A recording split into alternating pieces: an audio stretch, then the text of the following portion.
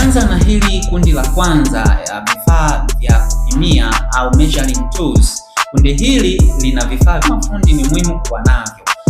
Vifaa hivyo, kifaa cha kwanza ni tape measure au futi kamba, na kifaa cha pili ni L square ruler. Tukianza na hii futi kamba au tape measure, hiki ni kifaa cha kupimia ambacho material yake kimetengenezwa kwa fiberglass.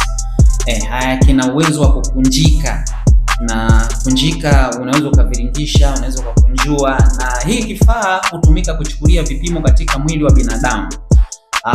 Na hutumika kwa maana ya kwamba aidha katika kupima mzunguko wa kifua, kwenye bega, kwenye hizi. Kifaa kina pande mbili. Pande moja una namba kubwa ambao vipimo vyake husomeka kwa inches, na upande wa pili ina namba ndogo ambao vipimo vyake husomeka kwa sentimita.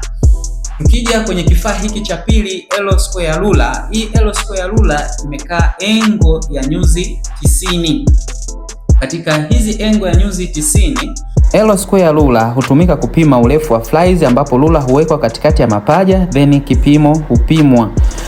Na kipimo L square ruler huweza kupimia kama hapo unavyoiona hiyo picha kwenye eneo la kwapa. Hiyo ndo kazi ya hiyo L square ruler.